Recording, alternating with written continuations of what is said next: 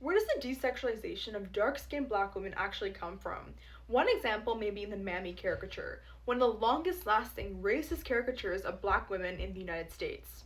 However, the idea of the Mammy is actually a myth. From Aunt Jemima to The Help, the Mammy caricature is really portrayed as a woman who is devoted to serving her white family. She's content, she's loyal, but most importantly, she's depicted as unattractive, but very happy about her social situation. Welcome back to Overlooked Stories. I'm a 17-year-old inspiring you to talk more about social issues and to use your voice to spark change.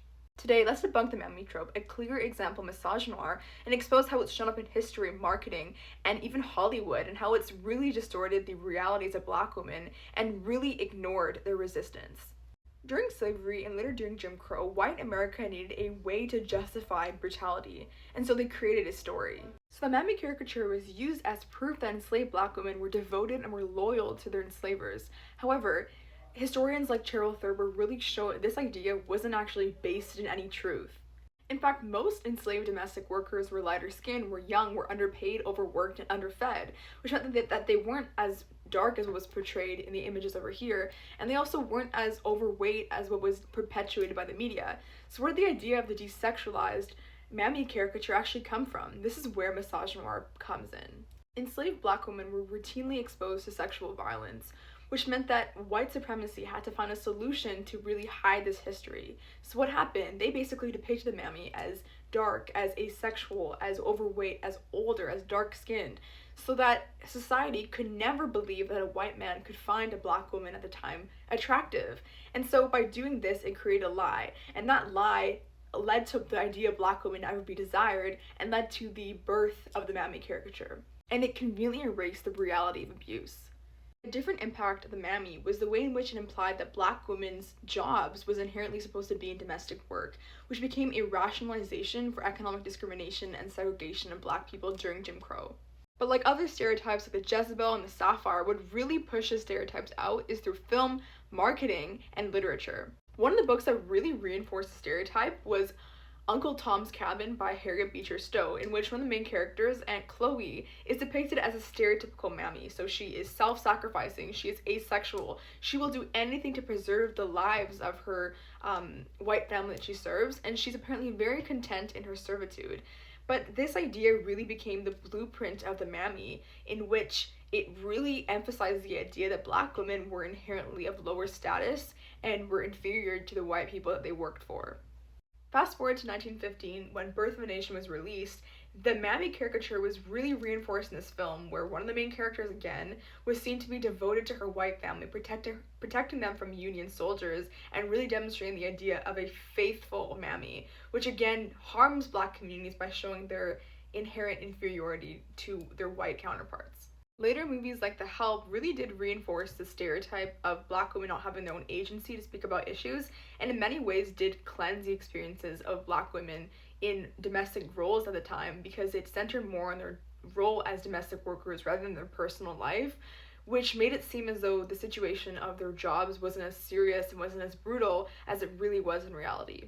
Even today, Hollywood struggles to move beyond this trope, where actors like Octavia Spencer have openly spoken about the fact that over 21 times she has been casted into roles including being a nurse, being a maid, being a caretaker, which often exist to support the emotional needs of the white protagonist.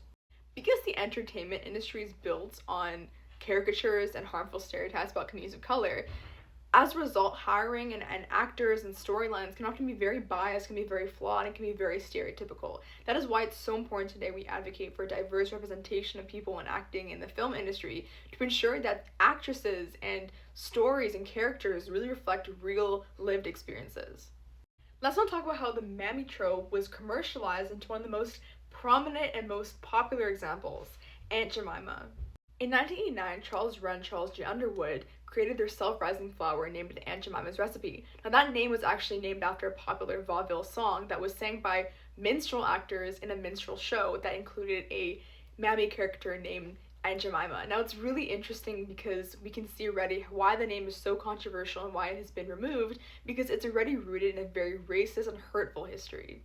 Eventually was sold to the R.T. Davis Mill Company, in which Nancy Green became the face of Aunt Jemima because they realized that they needed a real person to market Aunt Jemima effectively. So in the 1893 Chicago World Exposition, she actually was singing songs, she was making pancakes, and she was basically singing songs about the Old South and glorifying it.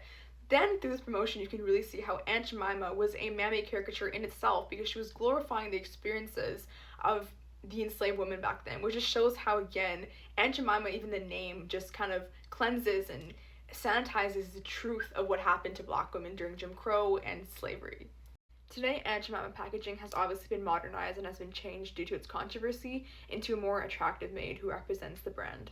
Overall, for my analysis of film, power structures, and Aunt Jemima, I want to be clear. The idea of the Mammy is a myth, and she was used as a way to justify the belittling of black women and to erase their lives, their struggles, and their oppression. Because truly, there existed leaders like Harriet Tubman who resisted oppression on the daily and helped others do the same while risking her life. And there were others who every day resisted the oppression of their enslavers. And a caricature like the Mammy aims to overlook that, aims to cleanse that history. To remind us of the power of black women beyond the Mammy trope, I like to echo a very powerful quote by Angela Davis in her book Woman, Race, Class.